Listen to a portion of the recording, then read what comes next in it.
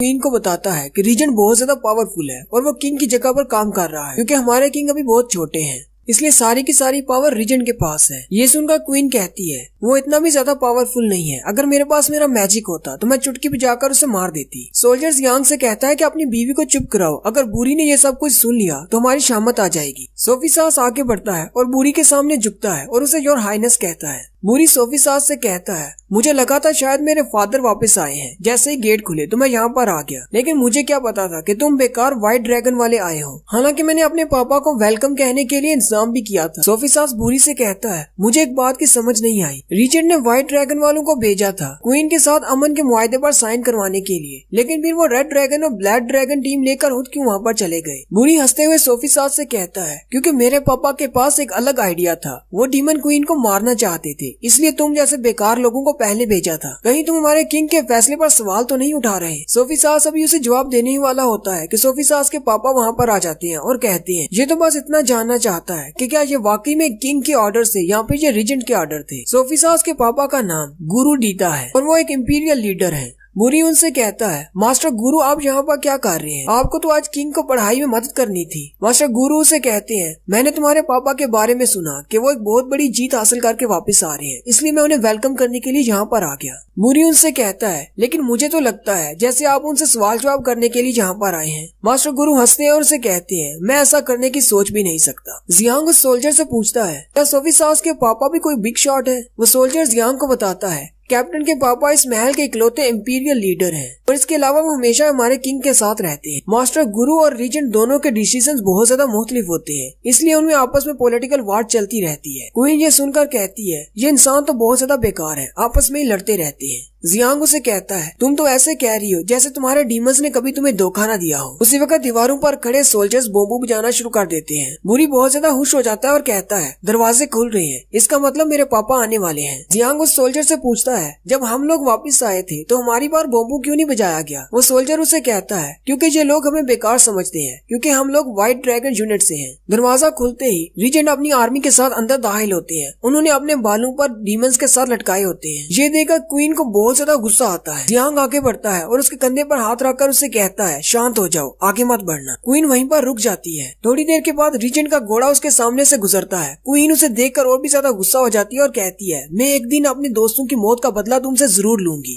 Reagent आते ही master गुरु से कहते हैं क्या आप भी मुझे यहाँ पर वेलकम करने के लिए आए हैं। मास्टर गुरु भी हंसते हुए से कहते हैं आपने तो आज बहुत ही अच्छा काम किया है, लेकिन मुझे अफसोस है कि मैं आपको आराम नहीं करने दे सकता, हमें अभी अपने किंग से मिलने के लिए जाना है। रीजेंट मास्टर गुरु से कहते हैं मैं वैसे भी किंग से मिलने के लिए जाने ही वाला था ताकि मैं उन्हें रिपोर्ट पेश कर सकूं जो भी हमने आज किया है। उसी वक्त बुरी आगे बढ़ता है और अपने फादर को पुकारता है। रीजेंट गुस्से के साथ उसकी तरफ देखते हैं और उसे कहते हैं दोबारा तुमने इस तरह की कोई हरकत की तो मैं तुम्हें मार डालूंगा। बुरी बहुत ज्यादा घबरा जाता है। रीजेंट उसे कहते हैं यहाँ से जल्दी से दफा हो जाओ। बुरी उनसे कहता है ठीक है मुझे समझ आ गई। जियांग क्वीन से कहता है मुझे तो ये शख्स बिल्कुल एक वारलॉर्ड की तरह लग रहा है। क्वीन उसे कहती है वारलॉर्ड क्या होता है। जियांग उसे कहता है हमारी दुनिया में वारलॉर्ड ऐसे शख्स को कहते हैं जिसके पास बहुत ज्यादा पावर होती है और वो सारे लोगों को अपने इशारों पर नचाता है और आखिर पर वो अपने बेटे को किंग बना देता है। खैर इसको छोड़ो, पहले हमें ये सोचना है कि मुझे तुम्हें यहाँ से कैसे निकालना है। क्वीन उसे कहती है मैं यहाँ से एक दिन जरूर निकल जाऊंगी, लेकिन इसको मैं कभी भी नहीं छोड़ूंगी, मैं इसे जरूर मार डालूंगी। सोल्जर उनसे कहता है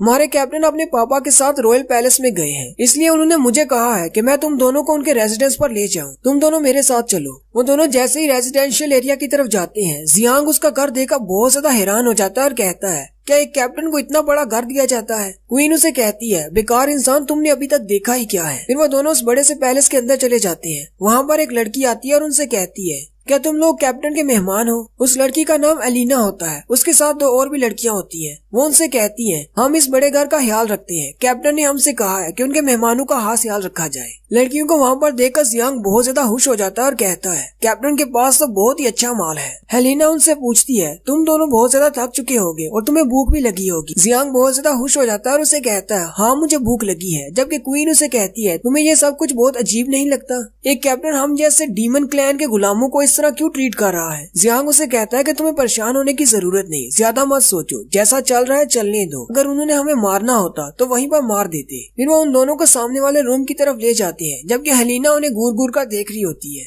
दूसरी तरफ रीजेंट और मास्टर गुरु किंग से मिलने के लिए जाते हैं। उनका किंग अभी एक छोटा सा बच्चा है। किंग बहुत ज्यादा खुश होता है और रीजेंट से कहता है, तुमने आज बहुत ही अच्छा काम किया है। अब जबकि डीमन क्लैन वालों के साथ हमारा मसला हल हो गया है तो तुम्हें इनाम के तौर पर क्या चाहिए? रीजेंट किंग से कहता है, मुझे आपकी सेवा करना बहुत ज्यादा अच्छा लगता है, मुझे किसी किस्म के रिवार्ड की जरूरत नहीं। उसी वक्त मास्टर गुरु बोलते हैं और किंग से कहते हैं, रीजेंट आज जो काम करके आए हैं उसके नतीजे में इन्हें कोई रिवार्ड नहीं बल्कि इन्हें सजा देनी चाहिए। मास्टर गुरु किंग से कहते हैं, आपके ऑर्डर्स क्लियर थे कि डीमन क्लैन के साथ हमने समझौता करना है, इसीलिए हमने वो मुआहदा साइन करवाना था और व्हाइट ड्रैगन ट्रूप्स को भी पहले इसीलिए भेजा गया था। लेकिन आपके रीजेंट वहाँ पर पहले पहुँच गए और उन्होंने उस समझौते को भी तोड़ दिया और डीमन क्वीन को मार दिया। रीजेंट की इस हरकत से न सिर्फ किंग का नाम खराब हुआ है बल्कि फ्यूचर में हमें बहुत ज्यादा खतरा भी हो सकता है, क्योंकि डीमन क्लैन के जो भी लोग बच गए हैं वो हमसे बदला लेने के लिए जरूर आएंगे। और जैसा कि मुझे पता चला है कि ये क्वीन को नहीं मार पाए और क्वीन वहाँ से भाग गई थी। अगर क्वीन वापस आ जाती है और आकर हमसे बदला लेती है तो तब इसका जिम्मेदार कौन होगा?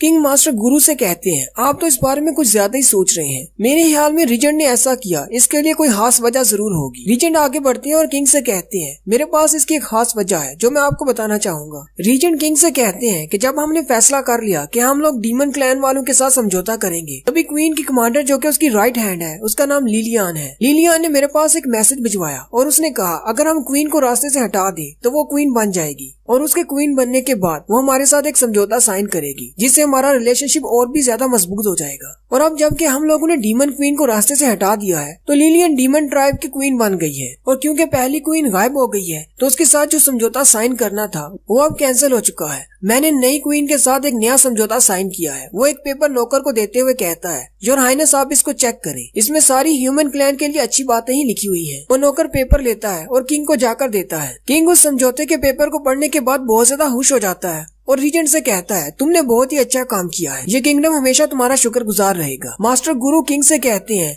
पहली डीमन क्वीन की फैमिली सालों से डीमंस को कंट्रोल करती आई है, ऐसे अचानक उसको हटा देना और एक गद्दार डीमन को उसकी जगह पर बिठा देना, ये मुझे बिल्कुल भी ठीक नहीं लग रहा। ये बात सुनते ही किंग गुरु से कहते हैं, आपको अब बोलने की जरूरत नहीं, मैंने आपकी बात सुन ली जितनी सुननी थी। गुरु ये बात सुनकर खामोश हो जाते हैं। किंग कहते हैं कि आज से सारा चार्ज रीजेंट को दिया जाता है, वो जैसे इस प्लान को आगे बढ़ाना चाहे वो बढ़ा सकते हैं। रीजेंट और ब्लैक ड्रैगन यूनिट के कैप्टन दोनों खुश हो जाते हैं। नेक्स्ट सीन में दिखाते हैं कि डीमन क्वीन इजाबेला पानी में बैठी नहा रही होती है। वो अपनी बॉडी की तरफ देखकर कहती है, अगर मैं अभी अपने डीमन ट्राइब में वापस चली जाती हूँ तो वो लोग भी मुझे नहीं पहचानेंगे क्योंकि मैं एक इंसान की बॉडी में हूँ। अब कहीं ऐसा तो नहीं मुझे अपनी बाकी की सारी जिंदगी इंसानों की बस्ती में ही रहना पड़ेगी, वो भी एक इंसान बनकर। वहीं दूसरे रूम में जियांग भी बैठा नहा रहा होता है। वो बहुत ज्यादा खुश होता है और कहता है, अब मैं यहाँ पर बैठकर आराम कर सकता हूँ। फिर साथ ही वो सोचता है, लेकिन मुझे अभी आराम नहीं करना, मुझे तो ये सोचना है कि मुझे वापस अपने शहर में कैसे जाना है। वो अपनी रिंग को हाथ में पकड़ता है और कहता है, अगर ये रिंग मुझे यहाँ पर लेकर आ सकती है तो शायद यही रिंग मुझे वापस भी पहुँचा दे।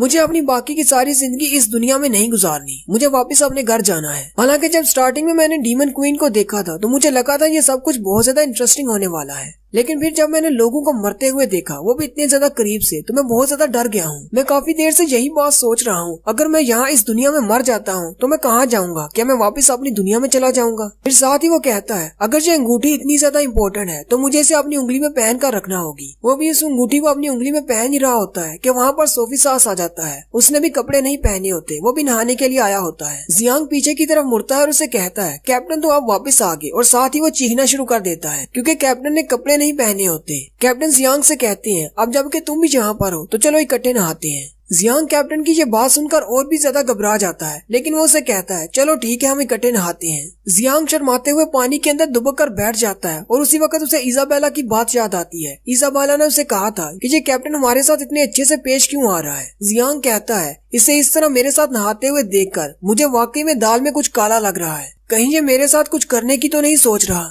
और यहीं पर हमारी तीसरी एपिसोड का एंड होता है। एक्सप्लेनेशन अच्छी लगी हो तो कमेंट करके जरूर बताएं। चैनल को सब्सक्राइब कर दें, वीडियो को लाइक और शेयर कर दें। शुक्रिया।